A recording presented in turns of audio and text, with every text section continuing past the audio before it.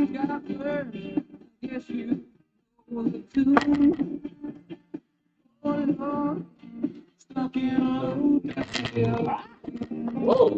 that was dramatic.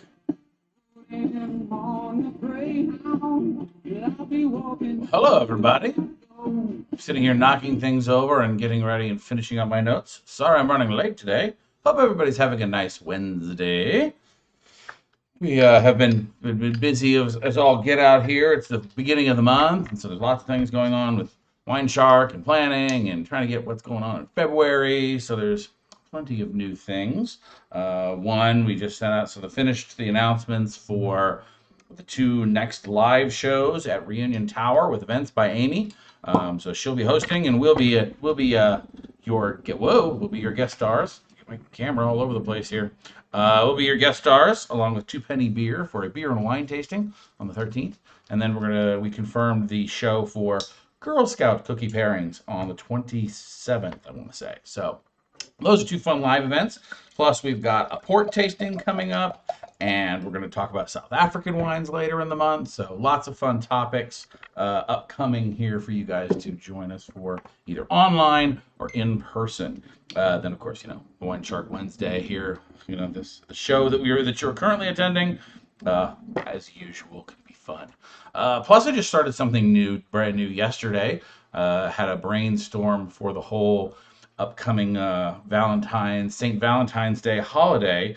Just had us thinking about date nights and people celebrating with wine, because that's a thing. And so we've also got a new local delivery service for basically a date night wine class. It's a very abbreviated class, and come over, drop off a couple of bottled wines, a charcuterie board, a couple of customized glasses, and a customized cutting board that's yours to keep, and give you a little spiel about the wine and the pairings, then leave you to your excellent entertainment. So I hope you guys will check that out. If you guys are local here, we can be all kinds of cool. So hello, Miss Donna. Hello, Miss David and Mary. So there we go. So it's okay that I'm late. Well, good, because I'm running behind. I've got all kinds of things going on. We were going to go to the dog park with the dogs, and then we realized, oh yeah, we have to be on camera in 45 minutes. So they're going to have to wait. So they're very sad beside me. Anyway, today's topic, we'll cover more stuff. We'll talk about stuff at end of the show, but Lodi and Lodi Rules. Something I wanted to talk about for a while. Have always been a fan. If you turned in right at the beginning, I'm sitting there listening to my Creedence Clearwater Revival, Stuck in Lodi again, because, well, it's a good song. I love CCR. It kind of reminds me of home. So Lodi and the Lodi Rules. We're going to talk about that. We're going to talk about the region, some of its history, some great producers for you guys to check out, and then, of course, there's sustainability as well. So Lodi, where is it? Let's talk about the region to begin with. And Lodi is about 100 miles due east of San Francisco. This is one of California's powerhouse Central Coast producing areas. They produce a lot, and I mean a lot of wine. There's 133,000 acres under vine as of 2006, I believe, and it's only been growing ever since. So it is a very active area. They produce a lot of different types of wines, and it's a very kind of key part of what I would call California's big functional wine business, right? Not only just the bulk wine in production, but also a lot of custom-made and tailor-made stuff that gets grown in the area as well. I'm going to share with you guys a little map here. This is the Lodi AVA, the actual American viticultural area. So what you see here, the landmarks here, Sacramento, state capital, just here to the north. Stockton, this is where I grew up with my grandparents, and a lot of my family still live there, so that's kind of home. And then this is the area around Lodi, just north of that. So you see the key kind of geographic and fun parts of what's going on here. This is at the east edge of the Sacramento River Delta. And the delta here, as you see prominently shown on the map, flows out into San Pablo Bay, and then into San Francisco Bay, and then into the Pacific Ocean. So this is a Mediterranean climate, as it is referred to.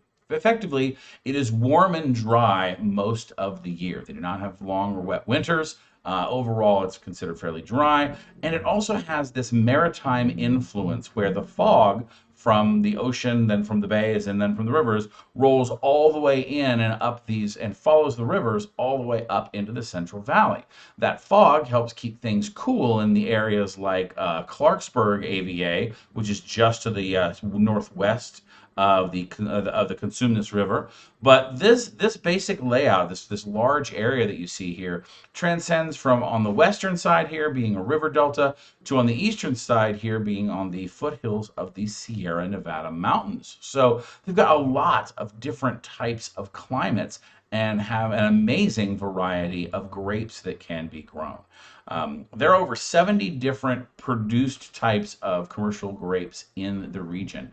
Zinfandel is probably the one that people are most familiar with and kind of put Lodi on the map, I would say, in the last, say, 10 or 15 years. Really, with high quality Zinfandels coming into their own right, that was really what Lodi got known for. But they have way more to offer than just that. They have grapes from in the styles from Spain, from Portugal, from Italy, from Germany, from the Southern Rhone and France. I mean, that 70 is broken out pretty well across a wide variety of styles of wine and styles of grapes. Their soils can range anywhere from that of the area like around Châteauneuf-du-Pape with these loam-based soils with large clay rocks to sandy areas that are phylloxera resistant to everywhere in between. So it's really great for large variety, lots of interesting stuff going on. Okay. So that is the first reason to get interested. Simple from a matter of it's an area with a lot of variety. Now, again, as far as visiting is concerned, it can be a little bit difficult because, again, it's so large.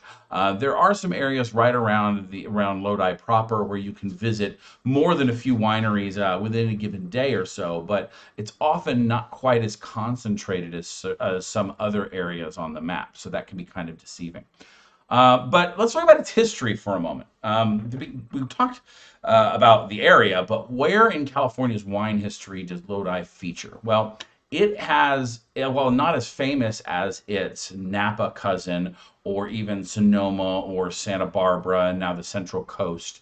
Lodi has got this long-running, always been there, always in the game type of history.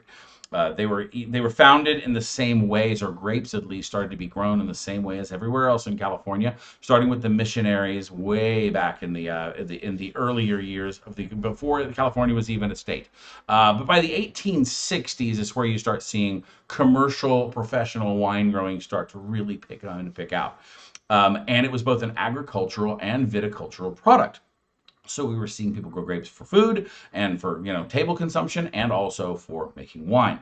Then the big P happens, as you guys could probably imagine. 1920 to 1933, we have prohibition in America, and that caused a massive upset of the overall number of wineries and overall amount of land that was being grown under grapevine during that time.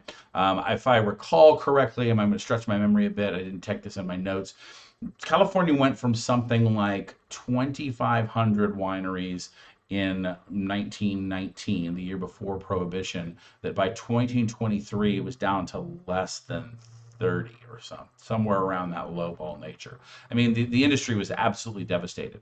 And now that's wineries, not necessarily grape growers. So understand, a lot of people in the industry just transition from, instead of making grape for wines, they transition to making grape for eating grapes. And they continued to grow and kind of thrive under that. Not nearly as profitable a business as selling wine, but it kept the land underneath the right ownership. So one of the things you'll see, very similar to old world wineries, to be honest with you, is that you see multi-generational families have been a part of this wine growing history that lives in Lodi. I personally know 2 6th-generation families who still grow grapes and make wine, and we'll talk about them in a little while. But after 1933, We kind of set stagnant post-war, or we go into World War II, which of course changes into kind of a stagnant period as well. But it isn't until post-World War II, the 1950s and 60s, when California really starts rehabilitating from agriculture to viticulture. And it's in the 1960s with guys like Robert Mondavi and the Gallo family, and really starting to push together the idea of common available American table wine. We really start to see Lodi start to shine. So you got basically, so throughout the 60s you got to see this uptick where they've got a lot of land. It's now it's easily available. It's already ready and under condition for this. So it starts to come out, and by 1980s, specifically 1986, is when Lodi becomes its own American viticultural area, i.e., a distinct geographic region with unique properties of growing grapes and therefore making wine. So that AVA status was a big deal because it got Lodi out of the kind of idea of everybody's spare growing backyard and into a unique growing area of its own. It allowed the farmers there to transition from just being grape growers for other people to turning into their own grapes. It also allowed people who owned grapes in those areas that were producing and using them in wines elsewhere to then declare them at their own AVA. So it's a big status bump for that happens in there. Then they expanded the AVA 30 years later in 2006, where they started growing out into so 20 years later, sorry, that so they start expanding out and to do even more wine growing, where we're going to say, all right, now we've got we're going to now subdivide some of these specific areas into where little bit sub AVAs that allow us to be more designative and get more indication of specific types and ranges. Now, I will not say that I've seen a lot of this at the average commercial or grocery store level. You don't see a lot of folks really dialing in to any one of the specific AVAs. But when you talk to the locals and you go to see some of these wineries yourself, you're going to find that that's where you see things on the map, like we talked about, where the difference between things that are grown up in the Clement Hills and the Mokelumne River area are going to be considered different wines with different growing conditions, and also different properties. So that same kind of concept is now really just starting to take effect, but it isn't really as strong in their marketing program as it is in some other areas of the world. So that's kind of the who's, the what's, the where's, right? Or that's the where's and the where's and the how longs. Let's next talk actually about what Lodi is doing now to really be ahead of its own game, or ahead of the game in the viticultural world. And that is the concept of the Lodi Rules, which you've probably heard me mention here on the channel several times before. This is because it's a pretty pioneering and very well-structured system of sustainable wine growing. Now, I've spoken about this when we talked about environmental impact of wine, but Lodi Rules has kind of two key components, one of which is the sustainability practice or standards that they use. In other words, these are the types of things you need to live up to be called sustainable. This is a list of active items to check the boxes to make sure that you're doing the right practices, right? And that whole concept is it's been collaboratively developed between the grape growers themselves, viticultural professionals, scientists, and the commission that actually kind of runs the Lodi Rules program. So this has only been going on since about 2005 was the first protected and kind of official harvest throughout this idea.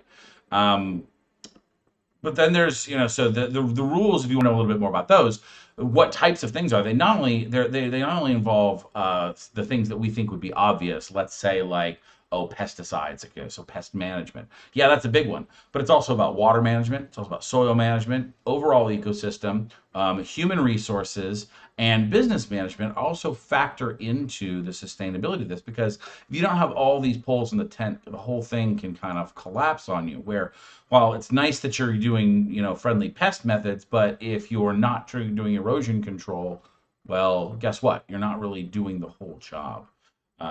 So the second component other than these standards themselves is a subgroup of this, and it's their pesticide risk model. Obviously, one of the most prominent things that people think of as that's the first thing that I mentioned.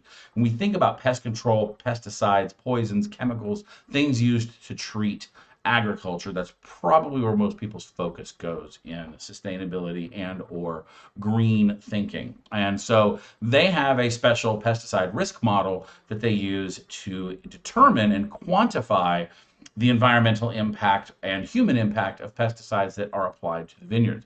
They call it PEAS, P-E-A-S, the um, Pesticide Environmental Assessment System, or PEAS.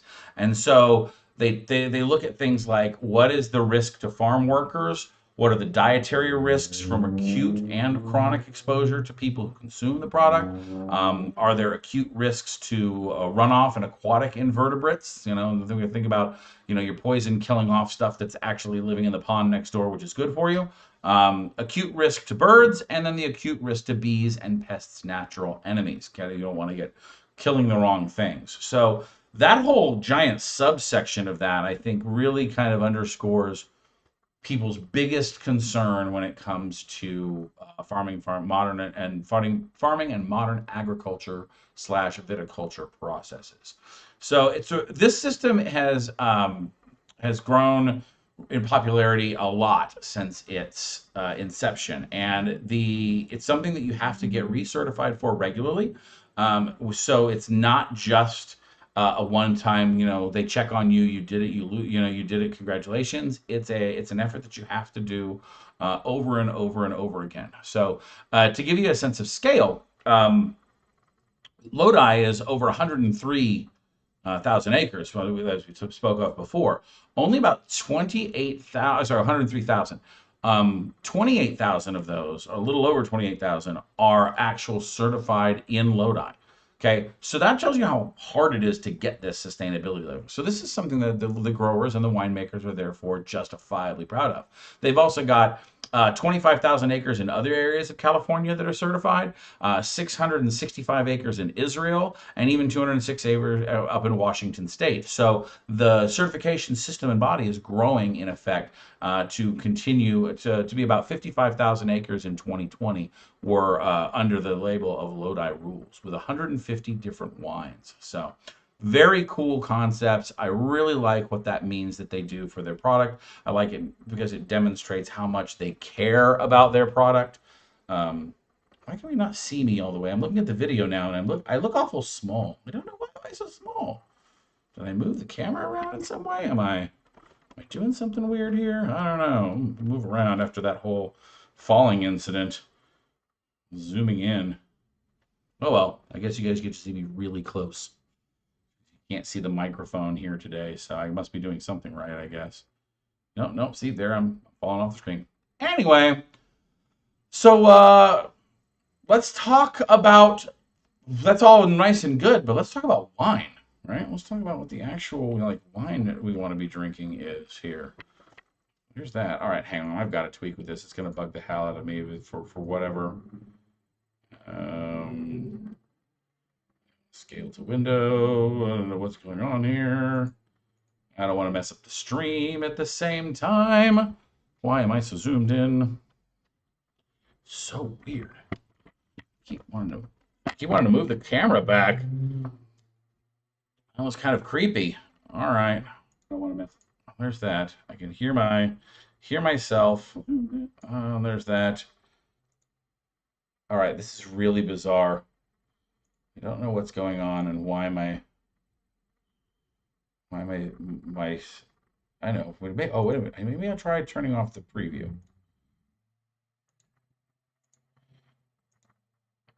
Oh, there's my video capture. This is so weird.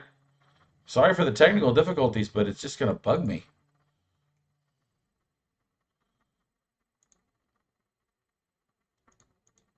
Oh, there's back to images. All right. Well,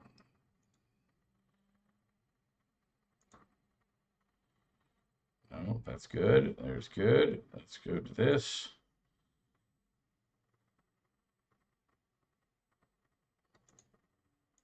We don't even know. Don't even know. Okay, well, I can't really figure this out. So we're just going to have to sit here and Suffering quiet dignity. Am I there?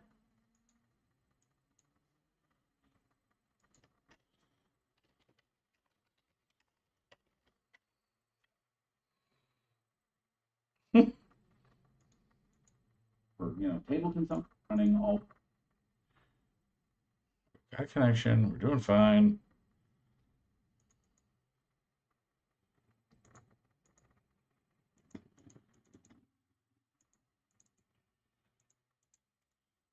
And all right, somebody check in with me here. Make sure that I'm actually still like even bothered to be on camera anymore. What's going on? Lord of mercy. Amateur hour here, I tell you.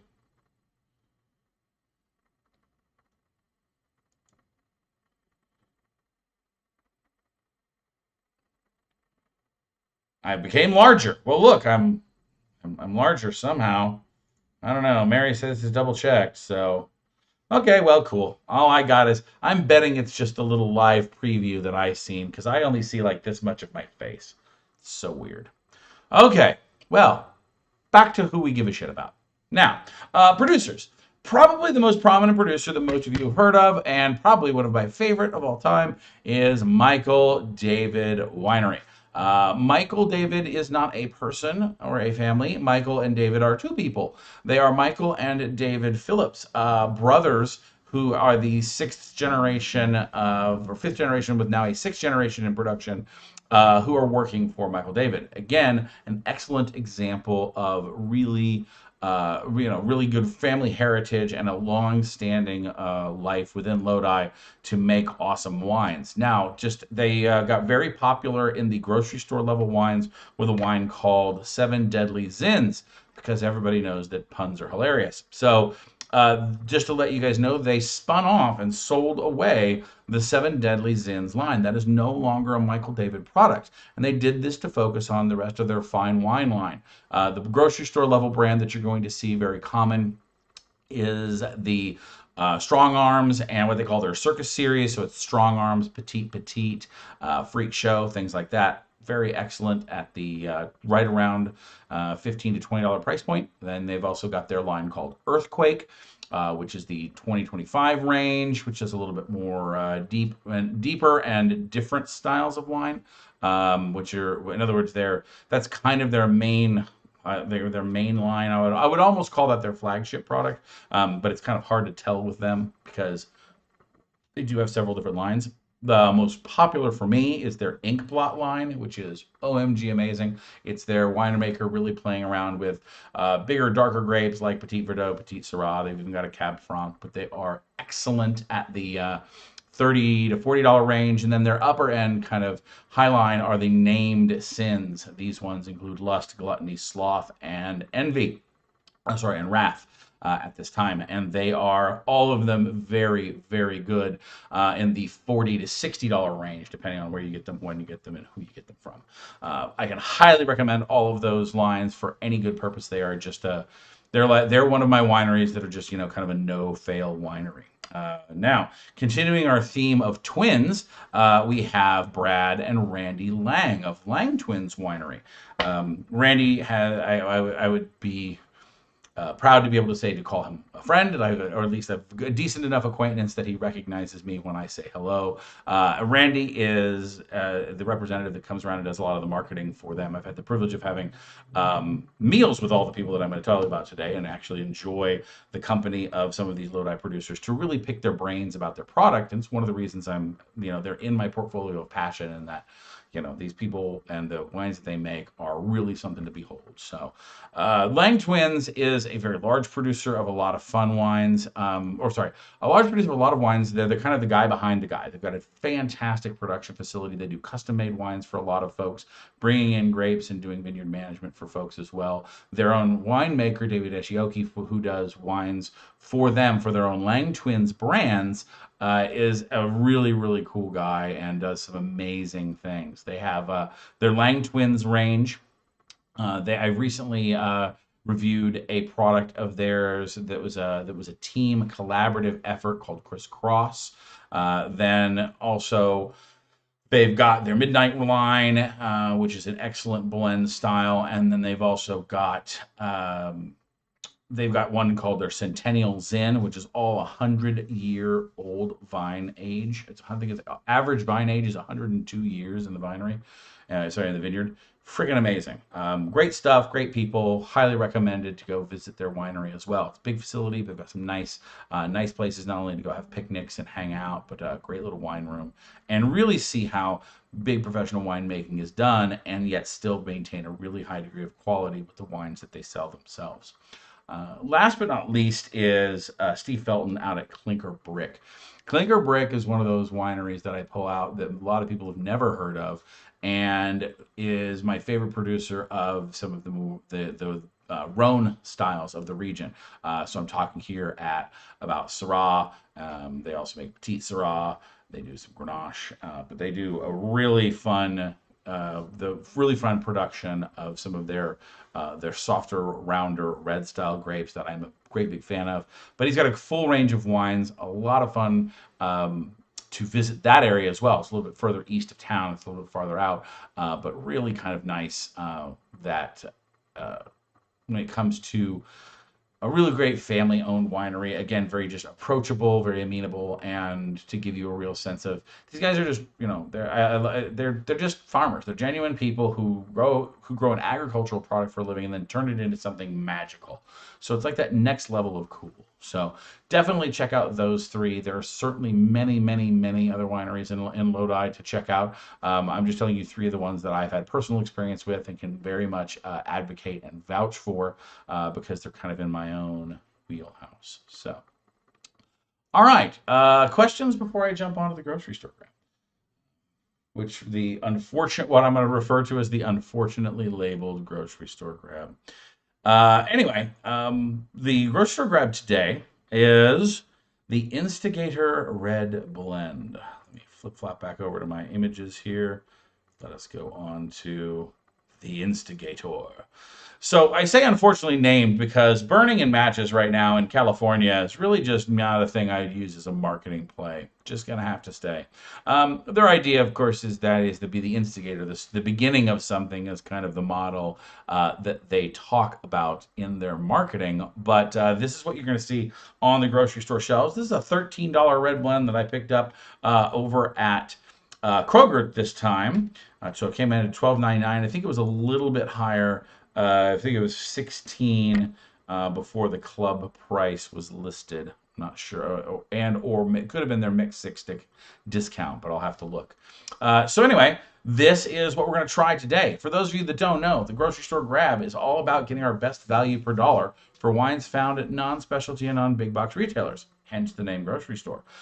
Labels are a key thing here. And while the front of the label, like you see here, is very important for grabbing your attention and getting you to buy the bottle of wine, what we want to see here is that next level of cool. We want to see what's on the back of the label. And I went and was able to find some good resources to give you guys a good view of the back label today. So this is the Instigator red wine from California. So first off, we want to know what's in the bottle. The answer is red wine. The big downside that Instigator has, in my opinion here, is that they are not telling you on their label what's in the blend, and that is an unfortunate thing. I really want to see variety, if so, what percentages if it's a blend. Remember, though, you're going to start hearing me say this a lot more throughout 2021, and that is I want to see the blend no matter what. And that is because of the U.S. idea that 75% or more has to be one type of grape, that still leaves us with the other 25. I want to know what that other 25 is. If you blend anything, I want to know the percentages because it matters. So the other thing, it says where are the grapes grown? Lodi, California, plainly listed right here on the bottle. It also has the idea of the more specificity, the better. You notice we're not using the sub AVAs here, so there you go. Then we're going to also look for things like, what does the wine taste like? Now, they did a great job, and this is one of the reasons I put this on here. I picked this up the other day, is because they even set it out in a nice block of black with white text on it, reversing the usual label. So you see here a luscious red wine offering aromas of blackberry jam, ripe raspberries, mocha, and warm toasted oak with rich flavors of plum, dark chocolate, sweet vanilla, and spice. Now, to a wine geek, this basically reads like a odd mix of fruits because the raspberry is an off throw to the red range, but basically mostly black fruits plus oak flavors because you're going to see toasted oak, dark sweet vanilla, and spice are all things that come from the oaking of wines. The rest of the stuff, the dark chocolate, plum, mocha, jam, blackberry jam, and ripe raspberries, those should be fruit-based flavors. And usually, raspberries and blackberries are not going to be found in the same wine per se. Raspberries having a slightly tangier, tangier and sweeter profile, and they're in the red fruit category. So this is a little confusing from the wine geek side, but if you're an average consumer, you're like, oh, I like the way those things taste. This is what they should taste like. I like this wine, and you want to pick it up. So you'll notice also some other info on here. This is a whopping 15% alcohol by volume. So this is definitely a careful and easy on the glasses kind of mode here. But you also see their marketing text there. Talk about being an instigator, disrupting the dominant paradigm. They get to use paradigm in a sentence, but there you go. Once sleepy Lodi to a fine wine mecca. I don't know if it's a fine wine mecca, but boy, it's a fun town to visit with lots of good wine. So that's the back. That's the front. Let's find out whether they're able to deliver on their promises. Coloration wise, the wine has a very deep garnet, not quite purple color. So they're probably, the blend here is, I'm guessing, is not going to be towards the lines of, say, the Petit Syrah, Petit Verdot lines, which tend to be darker and purple. This bright red color probably, and knowing Lodi, probably screams a good degree of Zinfandel. Possibly, I would even bet in here maybe some Grenache based on that, just coloration. And I do have a tech sheet, but I haven't seen it yet. So we're all going to find out together. But the nice dark color, you can see it's slightly translucent, so you can still see through it a little bit. Again, it doesn't have those darker extracted fruits. So this may be where we're getting that mix of red fruit and black fruit in the same wine. So you might have two different grapes that usually point to those areas because most grapes will be in one of the two broad categories, either mostly red or mostly black fruits. So then let's give it a swirl here, give it a smell. All right, what were our promising words here, right? We want flavors of blackberry jam, ripe raspberries, and mocha. Those are the aromas, okay? So I would definitely call it more raspberry than blackberry, to be honest with you. And I'm going to second guess myself there. That is more on the dark side. See, maybe that's because they've got both of them going on. And I'm not really picking up the mocha or any of that softness to it. It definitely smells on the lighter side of red wines, though, rather than that, as they say, the sharper, not softer side of things. To note in the chat here, so Reba was saying that when I see the word jam, I automatically associate it with sweetness. Excellent point and very accurate. Usually when we talk about fruit, we talk about fruit flavors. One of the things I teach you kind of in the intermediate levels of classes is to start thinking about the differences between the fresh fruit, the fruit when it is being cooked or reduced, and then when it is being all the way in the type of the preserve. So if, let's say, blackberries, what's the difference in the taste between a fresh blackberry syrup, and blackberry jam? Answer, of course, is jams also tend to be sweetened. But also what I think is that the flavors tend to be more concentrated the more you go up that scale. A fresh blackberry popped in your mouth is very bright, lively, and acidic. Well, that acidity gets boiled away and kind of changed, and as the sugars and the water ratio starts to concentrate as we go from syrup or even into jams, we get that same level of reduction. So therefore, it's not as bright and it is more sweet. That's a great and accurate statement there, Reba. Well played. 7 points for Gryffindor. Anyway, let's see. Let's get in here into the taste of this thing now. Yeah, definitely I'm saying more on the blackberry side of things the more I get into this.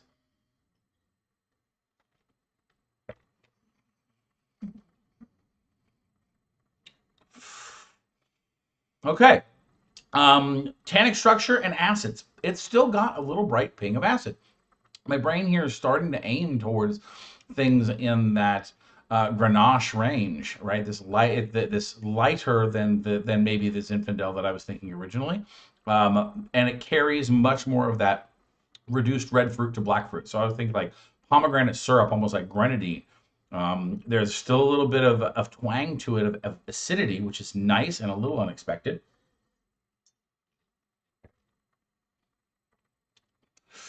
Tannic structure is not huge. It's medium weight. Kind of sits along the bottom of your palate rather than all the way around.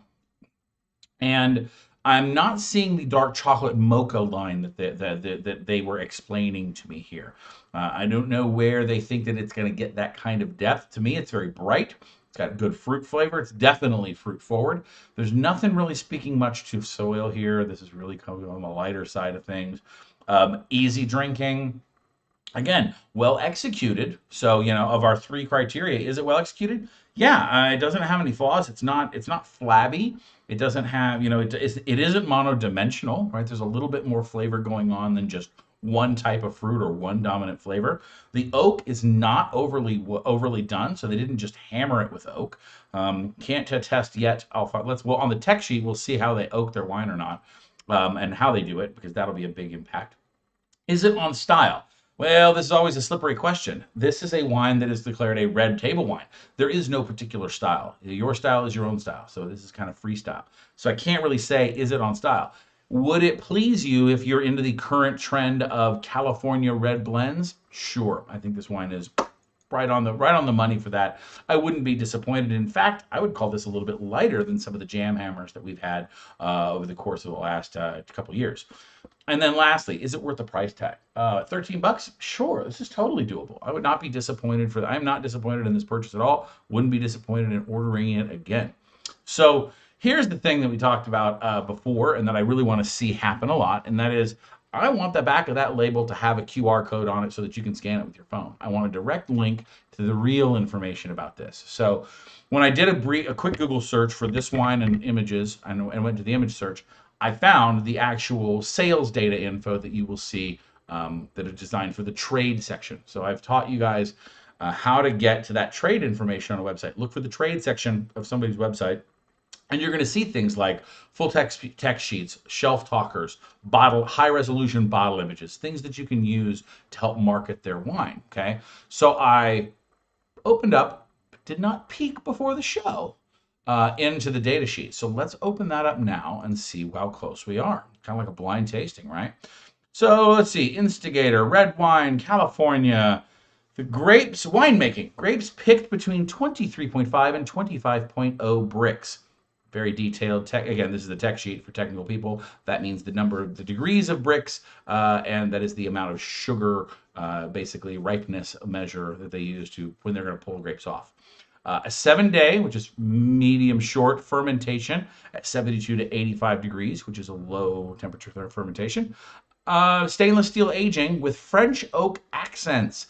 That means they're planking, okay? So they're taking stainless steel and they're putting oak staves in there. That's why it doesn't have a strong oak flavor, because it wasn't aged in full and real oak. Tasting notes. A luscious red wine offering aromas of blah, blah, blah, blah. We already saw that. Here, they at least have serving suggestions, which we would give them extra credit for if they had put it on the label. And to look at that label again on the back, I would say either change the smaller text and give me some space, because this only took one sentence, and swap your marketing text with your flavor words. And that is the serving suggestions of pairing with grilled meats, baked dishes, pasta, barbecue, and spicy ethnic cuisines. Unfortunately, that is awfully damn broad. Spicy ethnic cuisines. Which ethnicities and which kinds of spicy? Because Thai and, say, Mexican aren't the same thing when it comes to spicy. Baked dishes. Come on now. Are we talking potatoes? Are we talking zucchini? Are we talking ziti? Pasta. Pasta is a non-food word. Yes, you can eat it, but that's like saying serving it with rice. Okay, there's rice a lot of ways. Grilled meats. All right, well, what meats? Come on, people. I guess this is why they left this off, because it's a pretty hollow statement. So I get that this is almost like they wanted to put it up there, but they didn't really think too hard about how it went through. Why am I still seeing the Lodi? Are you guys still seeing the labels on there? Have I not restarted the stream? Man, technical weirdness. I'm going to start ignoring the YouTube preview here. But anyway, all right. So let's see. questions about this wine or the grocery store grab so far? Anybody, anybody, anybody? I'll give you a few moments just to reply. Okay, so you guys see me. So I think I accidentally rewound the preview, so I'm still seeing stuff, you know, a while ago. So weird. That's what I get for, hurrying up at the technological stage. I was trying to get things all, get the maps in place and running around like a chicken with my head cut off. But yeah, so thank you guys for your feedback. You guys have any questions about the wines or any comments so far? I definitely recommend this wine. This is probably what I would call par for the course in the red blend trend, which sounds really weird to say out loud, because was there any blend info? No, there's nothing on there. They tell us about the winemaking and they just say grapes. So again, they didn't give us the information that I really want, which is, why do I like the way this tastes? That's a missed opportunity. I mean, and even to be honest with you, their serving suggestions, food pairing, are basically a bunch of non-words or non-specific words. They could just as much say, it tastes good with food, or maybe even not food. Have it either way. I wouldn't call that exactly helpful info. So anyway, this is, again, not bad, but not great on their label performance. I would put this at a solid, solid C, because they gave us at least some flavors, but they didn't give us much else surrounding. If you like this wine, it might be difficult to replicate because you don't know what types of grapes are in it. So those are things kind of going against them. But the wine is well executed, worth the money, and a good flavor. So you're not going to miss out. You're not going to be disappointed. If all you do is go buy another bottle, that's cool. Now, they do have other wine varietals. They have a Cabernet Sauvignon that I saw when I was searching through the images for labels. So we got some other stuff there. But this is just kind of that middle grocery store level market, bulk wine. I ought to go looking really kind of behind Instigator Wines and who they're owned by, or whether they are indeed a unique process of their own. Let's see, what does it say on their story? Winemaker Mark Rasmussen, Senior VP of, no, that's the Senior VP of winemaking. So 35 vintages. He was at Sebastiani for a while, then Global Vin and Beverages, then some brands. So this is a guy done well in the industry who decided to produce his own wines, is what it sounds like. His story, much different than, no, that's the team. Oh, here we go. We got Stephen Decosta, the winemaker. See, he's got, so seeing looks like pretty new to the world here. Basically talk about his education, Bachelor of Science in Enology from California State Fresno. And so he doesn't have any other wineries under his belt just yet. So that's the two people on the team there. Well, guys, you guys are doing a good job of making some nice wine. If you ever happen to see this, I like your wine. Let me help you build a better label, simply so you could be awesomer, if you even bother to give a shit about my opinion. So there's that. Anyway, so yeah, good stuff. New brand. Check out Lodi. Everybody wins. If you guys have any other questions, I will be glad to address them. While I'm waiting, I will go blathering on a bit about what the coming soon is. So, beer and wine plus food pairing, 13 February. Events with Amy down at the Reunion Tower. Yours truly and Two Penny Beer will be hosting. That'll be it's an afternoon event, okay? Not an evening event. So if you guys got fancy dance at St. Valentine's Day plans, you guys can do that as well. Wine and beer Girl Scout cookie pairing, 27 February. This is a come and go Events with Amy thing. So you basically sign up for an hour up in the tower, and you'll either choose beer or wine, or beer and wine. So you'll get 4 beers or 4 wines, or 2 beers and 2 wines, and the appropriately matched cookies with a little tasting sheet. And Bob and I will be floating around telling you why we made our choices, but it's less of the usual what's the word I'm looking for? Lecture style class, and much more kind of DIY. Then we finished up the online tasting topics for the next couple of months. So coming up on the online world, we've got the 12th of February is Port Part 2. We're going to talk about late bottle vintage and vintage ports. Then on the 26th, we're going to talk about the wines of South Africa. Excellent, unique, and probably underrated wine world down there. So we're going to learn about some of their history and styles as well. Upcoming in March, I believe 13, is the Spring Fling. That will be my own show down at the Tower, and we're going to talk about spring wines, etc. For those of you that are fans at Scarborough Renaissance Festival, the weekend tasting lists are done and should be published soon. I will put them up on WineShark as well as they will be, of course, on the website there. Tickets are for sale, and we will have new social distancing policies, etc. But the show should be roughly the same as you're used to. Also, you guys are on the newsletter. If you guys haven't joined me there, check out the new product. For those of you that are local, they've got a date night wine pairing. Basically, it's a short half-hour class. I deliver to you 2 complimentary bottles of wine, a gourmet charcuterie and cheese board that are customized with the WineShark logo, including 2 crystal glasses and a bamboo cutting board that are yours to keep. I basically do a short 30-minute spiel about why the wines and the food and such go together, kind of talk to you about the topic and the theme, and then I leave you to enjoy your evening together. So it's a great way to just kind of kick back, not have wine and cheese for dinner, because what is cooler than that? And it's available here in the DFW area. I've got a little service area map that we can do. So if you guys are local and interested, do let me know. So I'm going to be getting all the wine glasses arranged too. I'm not telling you, Reba Scott, because you don't get to know yet.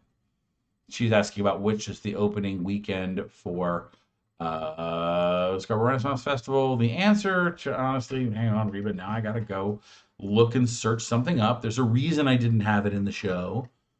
I told you it would be coming soon, but no, everybody here, you are my special kin, and I will give you special info when I have it available.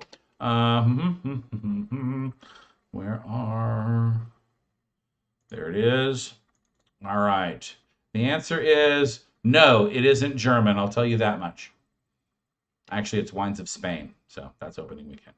Spain, Italy, Will It Blend, Wines of Germany, Wines of the New World, Wines of France, Wines Down Under, and Flynn's Favorites are the themes this year.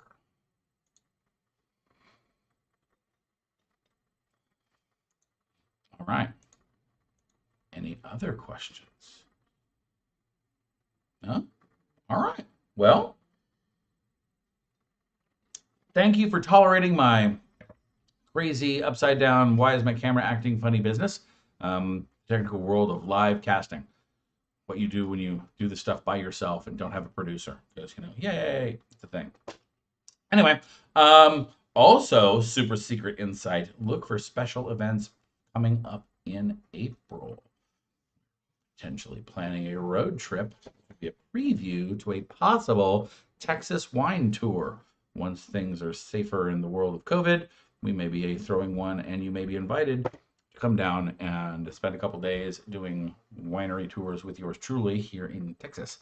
Once I vet and proof there are things that are worth doing. Call me cynical, but there you have it. So look forward to doing that with you guys, and I want to say thank you very much for putting up with us. Until next time, I have been your wine shark. Cheers. All right, now we'll see if the technology actually lets us leave. And ending. Okay, it sort of did.